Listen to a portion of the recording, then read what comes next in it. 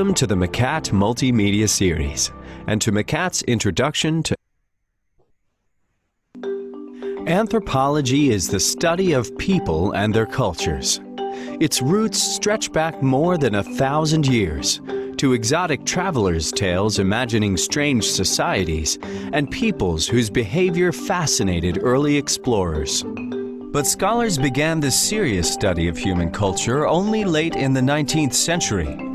Early anthropologists studied customs and beliefs in pre-industrial societies in the hope of opening windows onto their own pasts, in order to explain how institutions like religion or the family had come to be. Some of the texts that emerged during this period continue to be influential. Among them, Marcel Mauss's book, The Gift, which argued that gifts, far from being free, create complex bonds of reciprocal obligation that help to underpin cultures.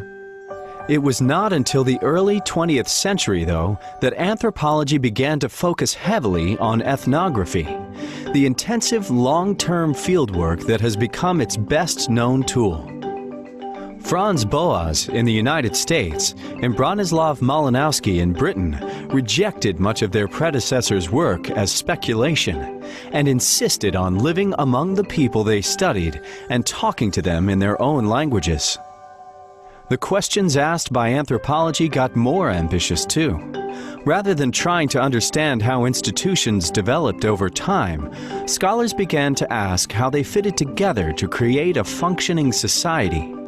This is the structural functionalist tradition, perhaps best exemplified by E. Evans Pritchard's Witchcraft, Oracles, and Magic, a book which demonstrated that belief in witchcraft made perfect sense when understood as a way of keeping order in society.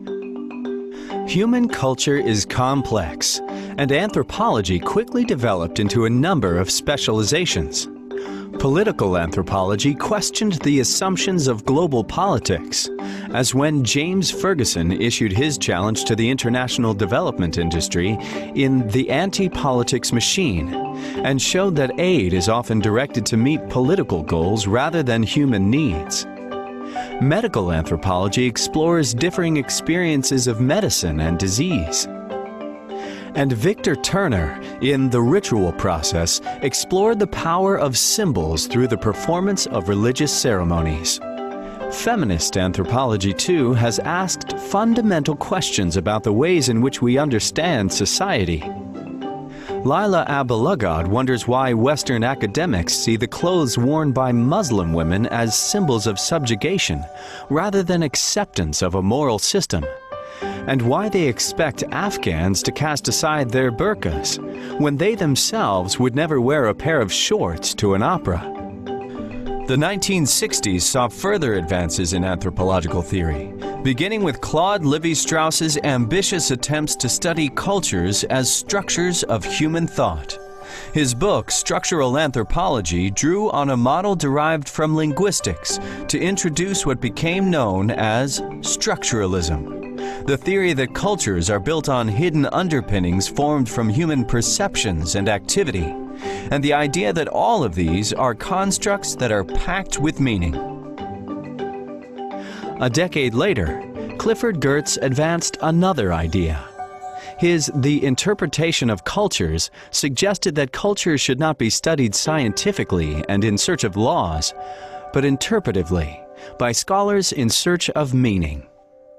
This fresh thinking forced a re-examination of much ethnographic fieldwork, but it also liberated anthropology from a focus on the reproduction of culture that had made it blind to social change. Johannes Fabian's Time and the Other provides an example of anthropologists radically rethinking the ways in which they approach the people whom they study. Fabian pointed out how easy it was to fall into the trap of writing about people as if they inhabited not just another place, but another time.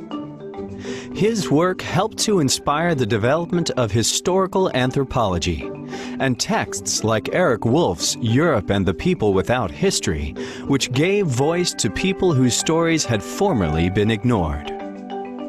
Today, Anthropologists still seek new ways to reevaluate old problems and apply ethnographic methods to modern people in a rapidly changing and globalizing world.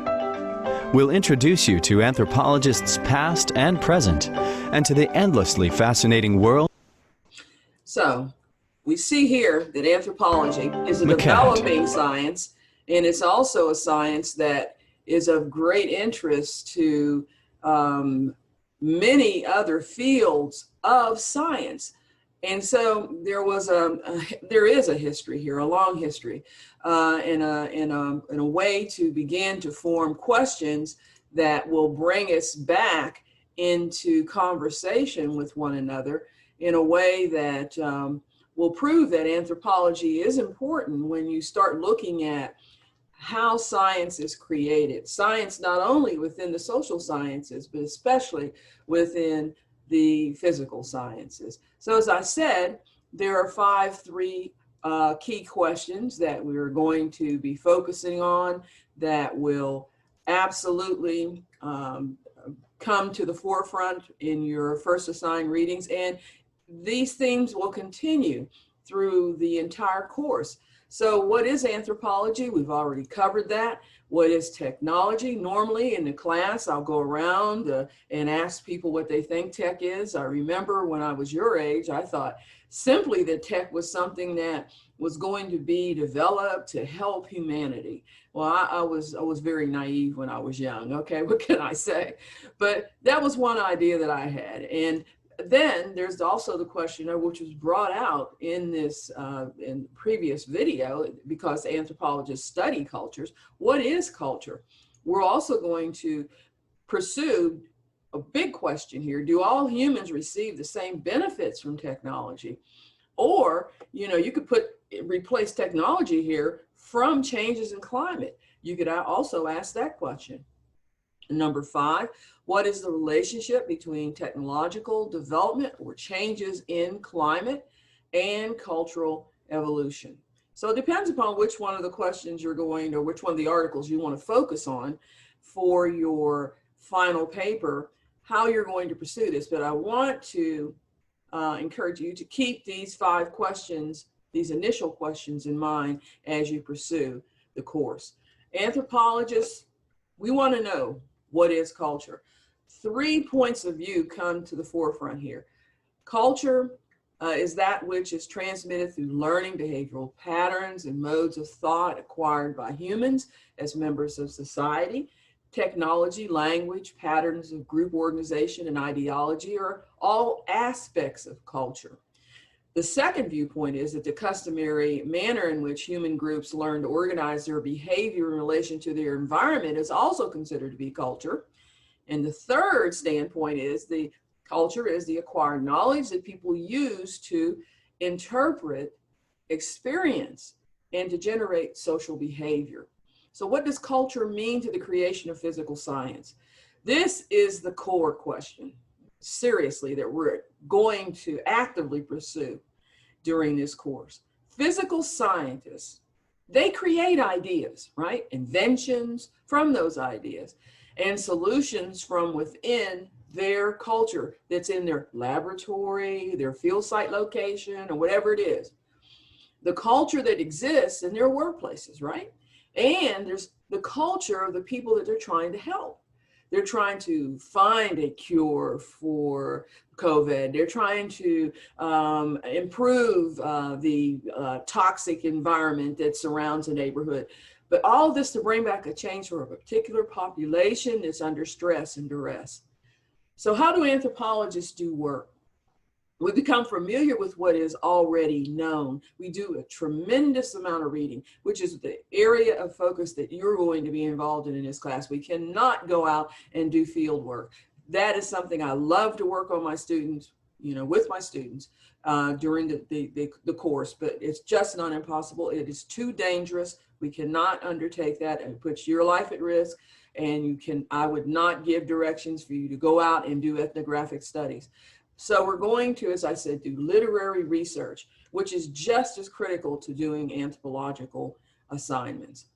Become familiar with what, through this reading, is not known, the unknown, and then study this unknown on site. So you want to design your project through your literary research to be able to do things like participant observation, which you were introduced to, that concept of going to them, being the population that's in duress, and studying their situation, learning their language initially.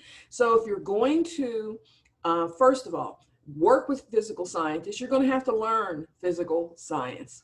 Oh yes, that is part of it. You're not going to be able to just go and on site and not be familiar with what they do in biomed or in a neurological development cycle inside of a laboratory. You're not going to, or you don't, you can't do it. So you have to know the language of the scientists.